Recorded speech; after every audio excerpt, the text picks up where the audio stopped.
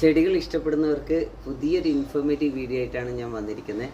ഇത് ഓരോ വീട്ടിലും കിച്ചൺ ഗാർഡനിലും നിർബന്ധമായിട്ടും ഉണ്ടായിരിക്കേണ്ട, നമ്മൾ പിന്നെ പ്രൊട്ടക്റ്റ് ചെയ്യേണ്ട ഒരു പ്ലാന്റാണ് പുതിന അല്ലെങ്കിൽ മിൻറ്റ് എന്ന് പറയും. കണ്ടോ, പുതിന അല്ലെങ്കിൽ മിൻറ്റ് നമ്മുടെ എല്ലാം പിന്നെ സുഗന്ധ വ്യഞ്ജന ലീഫായിട്ട് നമ്മൾ ഉപയോഗിക്കുന്ന ഒരു പ്ലാന്റാണിത്.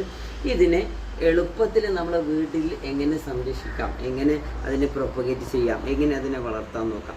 ഇത് കണ്ടോ, ഈ ലീഫ് കണ്ടോ, ഈ പ്ലാന്റ് കണ്ടോ, ഇത് 2 ദിവസം മുമ്പ് ഞാൻ ഒരു കടയിൽ നിന്ന് വാങ്ങിയിട്ട് വെള്ളത്തിലിട്ടതാണ്. അതാണ്ട് ഇതിൻ്റെ റൂട്ടൊക്കെ വരുന്നുണ്ട്.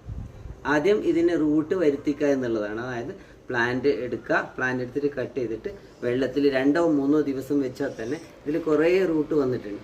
അത് ഒന്നുകിൽ പിന്നെ നമ്മൾ ഷോപ്പിൽ നിന്ന് നല്ല ആരോഗ്യമുള്ള പിന്നെ 1-2 തണ്ടെടുത്തിട്ട് ഇങ്ങനെ ചെയ്യാം. അല്ലെങ്കിൽ നമ്മുടെ വീട്ടിൽ ആരുടെയും വീട്ടിൽ നിന്ന് വളർത്തിയതുണ്ടെങ്കിൽ ഇതിൽ നിന്നും ആരോഗ്യമുള്ള ഒരു ടിഗ് കട്ട് ചെയ്താലും മതിയാവും. ഒരു ടിഗ് കട്ട് ചെയ്താൽ മതിയാവും.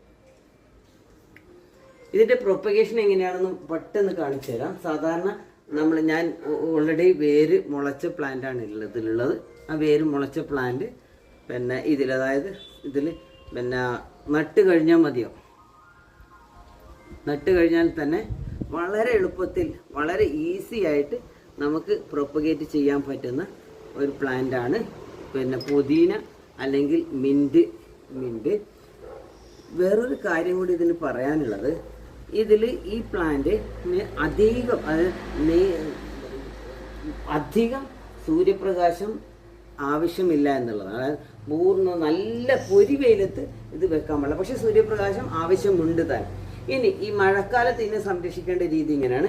മഴക്കാലത്ത് ഇത് ചീഞ്ഞു പോകാതിരിക്കാൻ വേണ്ടിയിട്ട് ഇതിൻ്റെ മൊത്തം ഇത് ട്രിം ചെയ്ത് കൊടുക്കുക എന്നുള്ളതാണ്. ഇത് ട്രിം ചെയ്ത് കൊടുത്തിട്ട് നമുക്ക് ഇതിൻ്റെ ലീഫ് ഉപയോഗിക്കാം, യൂസ് ചെയ്യാം, നന്നായിട്ട് വളരും എന്നുള്ളതാണ്.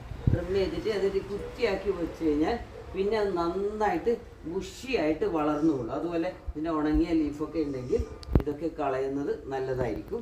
അതുകൊണ്ട് എല്ലാവരും വീട്ടിൽ പുതിന വളർത്തുക. കാരണം നമ്മൾ ഷോപ്പുകളിൽ നിന്നൊക്കെ വരുന്ന പ്ലാന്റ്, വരുന്ന പുതിന എന്ന് പറയുന്നത് നല്ല ഹൈലി ഹാംഫുൾ ആയിട്ടുള്ള കെമിക്കൽ ഫെർട്ടിലൈസർ, പിന്നെ അതുപോലെ തന്നെ ബയോ ഇൻസെക്ടിസൈഡ്, പെസ്റ്റിസൈഡൊക്കെ തളിച്ചതാണെന്നാണ് കേട്ടത്.